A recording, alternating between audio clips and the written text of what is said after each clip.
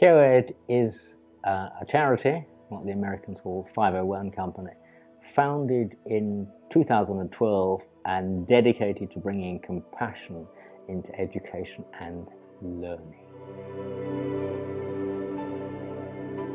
The compassionate movement is actually based on the wider global imperatives because, put very, very simply, unless we begin to actively, proactively build the compassionate world, then all the negative forces of violence, of terror, of climate change will actually lead our grandchildren to have a world that is essentially stuffed.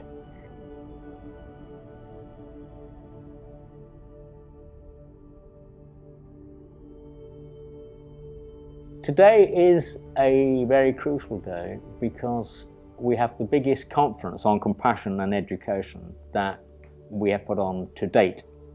And we've got probably about 100 heads and governors because the Birmingham Governor Network are very dynamic and they've used us before. And so to have 100 people coming up on a Saturday is something. CoED has a fascinating short history. I decided in about 2011 that I would start a charity, really to try and galvanize all the things I've done in my relatively long educational life. It went through a number of iterations, one of which was about cohesion, equality and diversity. But then I was sitting in the British Library with a close friend of mine, Rahana, who kept asking me, what's it about? What's it about? What's it about? What's it about, Boris? What's it? And I said, actually, I think this is about compassion. And once I pushed that button, it was just amazing how the world synchronistically opened. My God, how far have we slipped? Because that was always one of the central aims in terms of moral development. And people say, what a good idea, everywhere I go.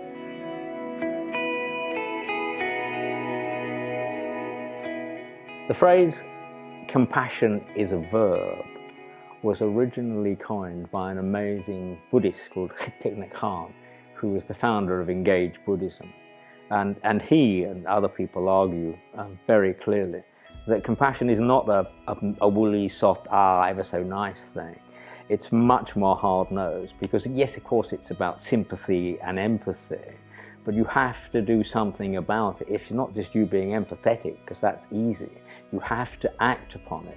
And Desmond Tutu made it very plain. He said, if you want to be compassionate, be ready for action. It's a hard verb.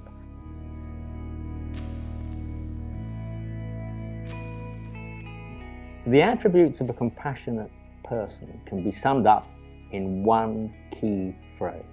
Somebody who lives, breathes, practices love in action.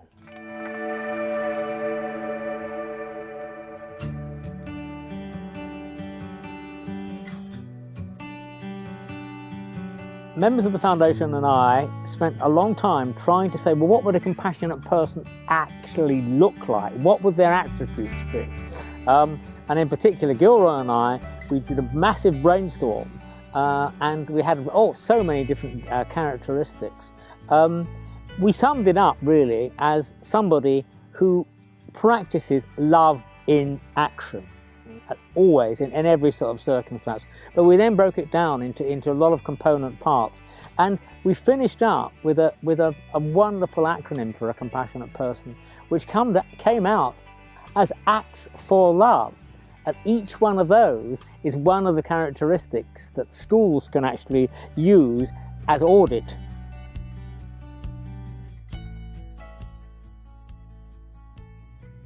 So it became Acts for Love. And when I'm in America, people love this and they say it's just so wonderful because you've got, you have a definition and it comes in all these things, right? I'm not going to, many of them are self-explanatory. I only want to just really talk about two very briefly. One is the campaigning bit. And that becomes more and more important. I don't know about you guys, but I'm on all these networks and I'm always signing, petitions, to save the planet and to do this and do that, But the other one, you see, you've got ordinary and visionary, and you think, well, okay, visionary, yeah, you've got to have a vision of where you want to take yourself and society, but why ordinary?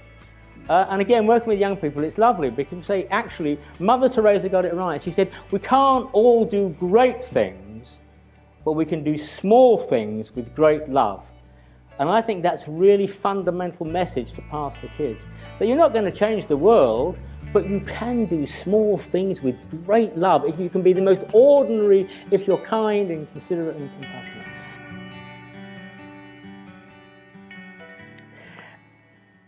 We now have a huge amount of research which demonstrates that mindfulness and meditation are fundamentally important in preparing the brain to be more compassionate.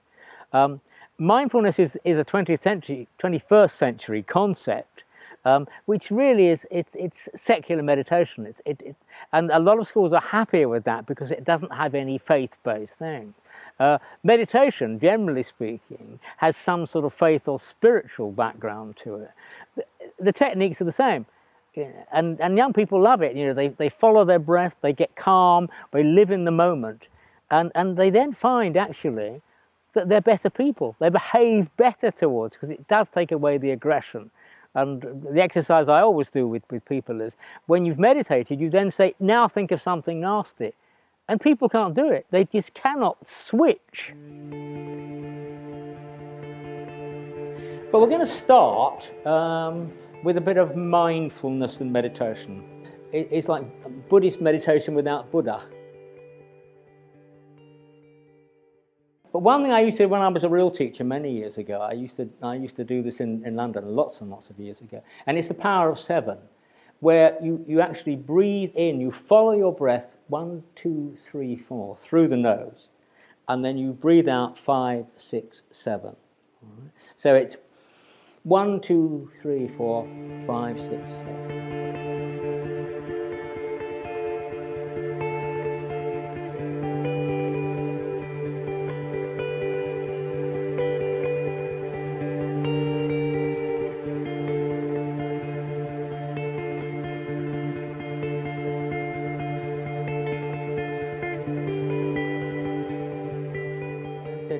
After you've meditated, then try and think bad thoughts. And you can do this with young people. And of course, when you get into that calm state and you're in the moment, it's almost impossible to think negatively. And you simply can't do it. The research we've got about meditation and its impact upon young people and impact upon their learning is enormous throughout the world. A paradigm is really a set of values that we live our lives by, which are underpinned by a narrative. And really, for maybe a century or so, the dominant paradigm has been about consumerism, about making money, and about self. It's been about individualism. Because the story is about let's make more money and be wealthy and be more happy. It's proven to be a total lie. You know, wealth and happiness are not equated.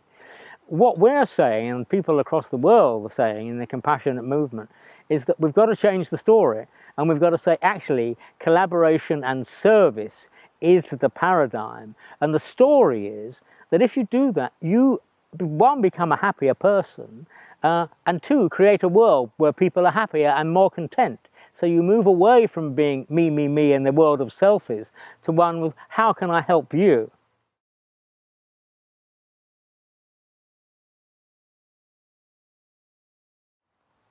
Compassionate education is a perspective. It's a way of seeing the world, so that every issue you've got within the education service, you look through a lens of love in action. So all the lessons, all the things that you actually do, all your behaviours are actually influenced and impacted by love in action. And all the work that we've done in the foundation over the last few years demonstrates that young people, especially very young people, get it. They get it intuitively and intrinsically, and can voice it much better than adults.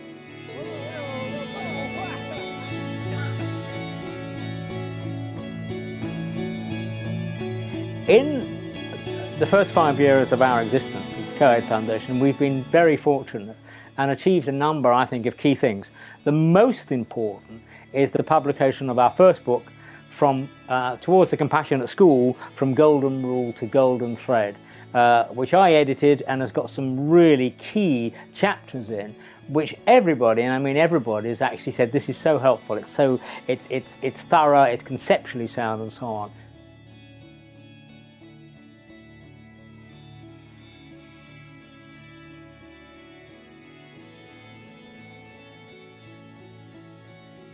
We've also done a whole range of projects which have gone down very well. So, for example, there's a Sacred Spaces, there's one on compassionate comics. Future plans are more radical and more dynamic. We're just about to publish our second book, which is 101 quotes on compassion and education. And then the next book after that, our third book, is called From Heart to Head. Conversations on compassion and education, where I'm interviewing a range of really high-powered as well as ordinary people about how they see compassion and how they see education and how they see compassionate leadership. But what particularly excites me at the moment also is that we've published our first professional comic called The Compassionate Five, partly based upon a lot of the work that I did with a much smaller project in 2 primary schools in the UK. And we will, I hope, be able to get a range of comics using the same Compassionate Five multicultural, multi-faith characters with humour, but making really serious points about changing the world to make it a compassionate place.